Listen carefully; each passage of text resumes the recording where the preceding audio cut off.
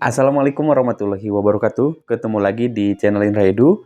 Nah, dalam kesempatan kali ini kita akan belajar bersama lagi, yaitu akan membahas rangkuman materi mata pelajaran Bahasa Indonesia kelas 9 bab 1, yaitu tentang berbagi argumentasi dalam teks diskusi. Seperti biasa, sebelum melanjutkan kepada pembahasan, mari subscribe terlebih dahulu, like, komen, dan boleh share kepada teman-temannya supaya kita semua bisa menebar manfaat yang lebih banyak lagi. Nah, langsung saja kita bahas pada sub yang A, menganalisis teks diskusi yang disimak. Pengertian dan tujuan dari teks diskusi. Pengertian diskusi adalah teks yang menyajikan pembahasan mengenai suatu isu atau permasalahan dengan menampilkan dua sudut pandang, yaitu pendapat yang mendukung atau disebut juga dengan pro, dan pendapat yang menolak atau disebut juga dengan kontra. Kemudian diakhiri dengan simpulan atau rekomendasi. Tujuan teks diskusi, yang pertama membahas suatu permasalahan secara objektif, yang kedua menyampaikan berbagai sudut pandang, yang ketiga memberikan informasi yang seimbang, yang keempat membantu pembaca atau pendengar mengambil keputusan berdasarkan alasan yang logis. Struktur teks diskusi terdiri dari 4. Yang pertama ada isu, yang kedua argumen pendukung atau pro, yang ketiga argumen penentang atau kontra, yang keempat simpulan atau rekomendasi. Yang dimaksud dengan isu yaitu berisi pengenalan masalah yang akan dibahas. Yang dimaksud dengan argumen pendukung atau pro adalah berisi alasan yang mendukung suatu pendapat disertai fakta atau data. Yang ketiga, argumen penentang atau disebut juga dengan kontra adalah berisi alasan yang menolak atau memiliki pandangan berbeda. Sedangkan simpulan atau rekomendasi yaitu berisi kesimpulan berdasarkan kedua sudut pandang. Cara menganalisis teks diskusi, yang pertama menentukan topik pembahasan, yang kedua mengidentifikasi isu utama, yang ketiga menemukan pendapat pro dan kontra, yang keempat menentukan fakta dan opini, yang terakhir yaitu menilai kekuatan argumen. Subpembahasan yang kedua bagian B, menemukan makna dari teks diskusi. Makna kata adalah arti suatu kata sesuai dengan konteks kalimat. Jenis makna yang sering ditemukan yaitu makna denotatif atau makna sebenarnya dan makna konotatif atau makna kias. Cara menemukan makna diantaranya memahami konteks kalimat, menggunakan Kamus Besar Bahasa Indonesia atau KBBI, memperhatikan hubungan antar kalimat.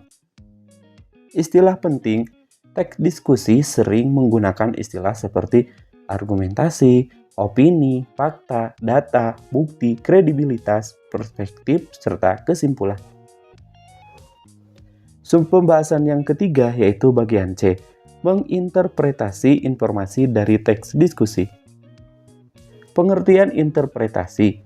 Interpretasi adalah proses memahami dan menjelaskan makna informasi yang diperoleh dari sebuah teks. Langkah-langkah menginterpretasi diantaranya, yang pertama membaca atau menyimak secara menyeluruh. Yang kedua menentukan informasi penting. Yang ketiga menafsirkan maksud penulis. Yang keempat menyimpulkan isi pembahasan. Informasi dalam teks diskusi yaitu dapat berupa fakta, opini, data, pendapat ahli, hasil penelitian, dan contoh kejadian. Adapun hal yang perlu diperhatikan diantaranya hubungan sebab akibat, persamaan dan perbedaan pendapat, serta bukti yang mendukung argumen.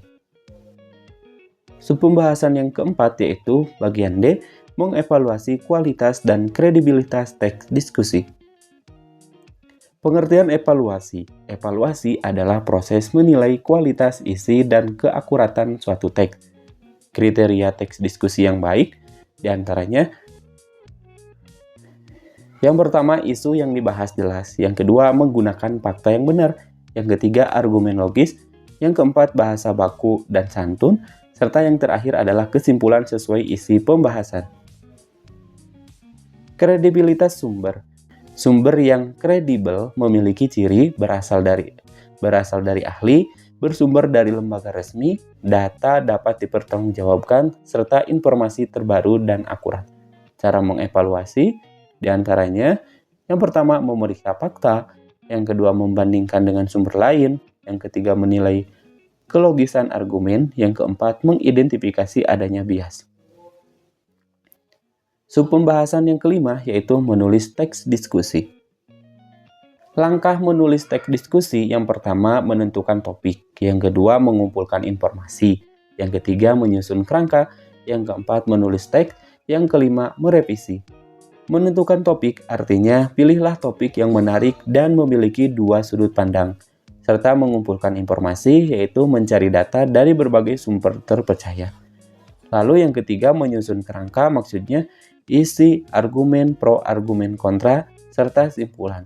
Yang keempat menulis teks, yaitu gunakan bahasa yang baku, efektif, objektif, serta santun. Yang kelima dalam merevisi, yaitu periksa ejaan, tata bahasa, kelengkapan isi, serta ketepatan fakta.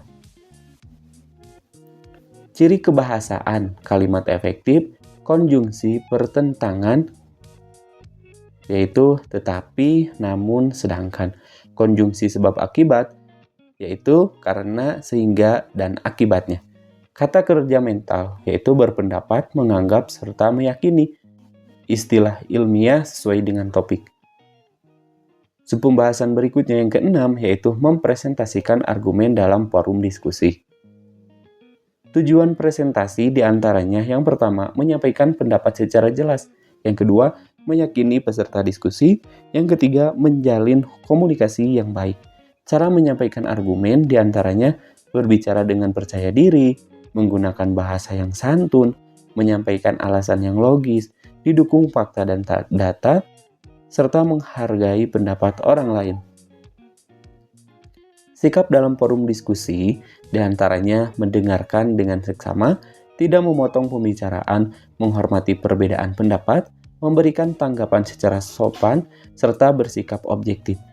Teknik presentasi yang baik diantaranya kontak mata dengan audien, intonasi jelas, volume suara cukup, gestur yang wajar, serta penguasaan materi. Sekian dan terima kasih, semoga bermanfaat. Jangan lupa like, komen, dan boleh share kepada teman-temannya supaya kita semua bisa mendapat manfaat yang lebih banyak lagi. Assalamualaikum warahmatullahi wabarakatuh.